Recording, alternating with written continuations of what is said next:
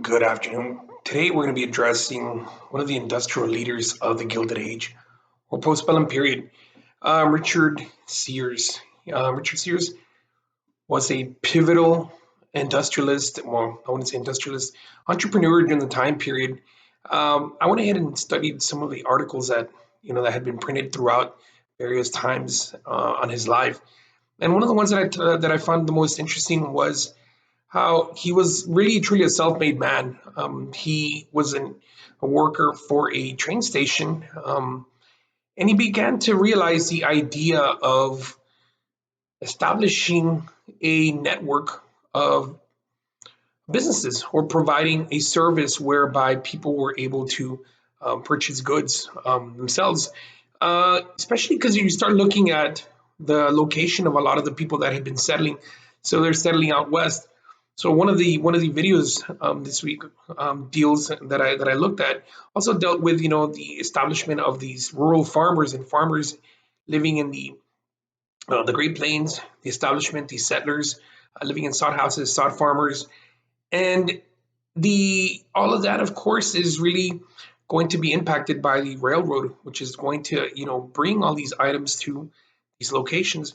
Sears realized that he could use the railroad system as a means to deliver a lot of freight. So consequently, what he starts doing is he starts selling watches to other people that worked at the various train stations so that they could all keep time and they could all be aware of when a scheduled train was to come in. So that's what he starts doing. He starts off selling pocket watches, and as a result of that, what ends up happening is he realizes, this is going to be an enterprise that is going to be very fruitful.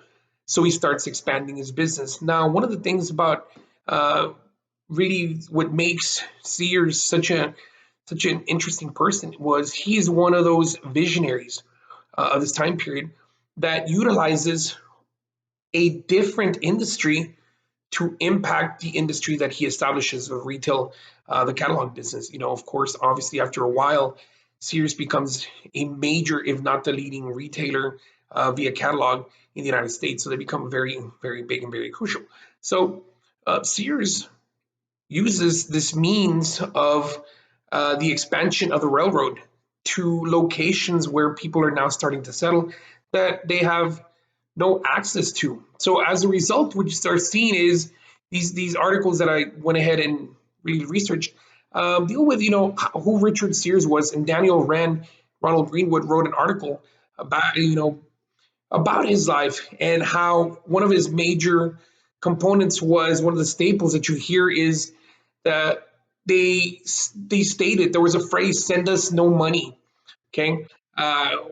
With cash, we pay the freight. Okay. So what ends up happening is you start seeing more people realizing, okay, this is kind of a credit system, the COD, cash on delivery system. So now what happens is your people are buying into the actual process. They realize there's this faith that is established by the consumer. The consumer realizes, okay, we are able to, you know, receive goods that we otherwise would have had to have shopped for or gone to certain towns or cities to find ourselves. But that's not the case here with Sears. So Sears is able to he's a visionary and he sees this and becomes a very big, important part of that facet of the economy. Very important. So how did Sears do it? Of course, well, there's an article from the Washington News back in 1950, in October 1950, where it basically talks about what I mentioned previously about how he was a hard worker. We go back to visionary. That's key component of this video, and realizing that he could start selling off some watches to other people so that it all can keep track of the trains coming at the same time, or not necessarily at the same time, but keep in mind of when they were coming in. So that becomes very important. And this article that I read from the Washington newspaper takes place in 1950, specifically October. So that's important. That along with the essay by both Rand and Greenwood provide us some background, and they give us a little bit of who this man was, who Sears was.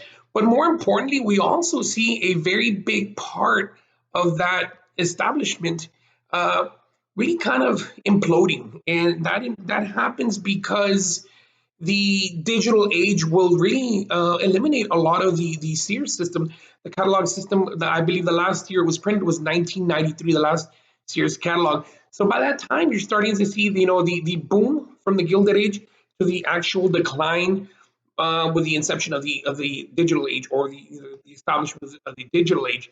So Sears, really uses we go back to time machine, uses the railroad system as a means to really um, bring goods and services to people in rural settings.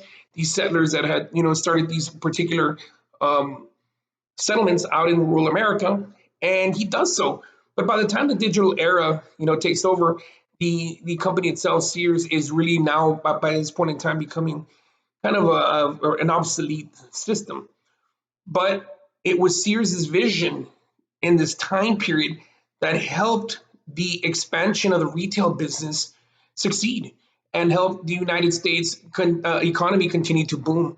So this is one of the things that has helped really the economy move, or not necessarily move, but really navigate from the industrial part, okay, from steel, obviously, and the railroad system, but now included the retail aspect of the economy, which was going to become obviously a major component of the United States economy leading into the 20th century.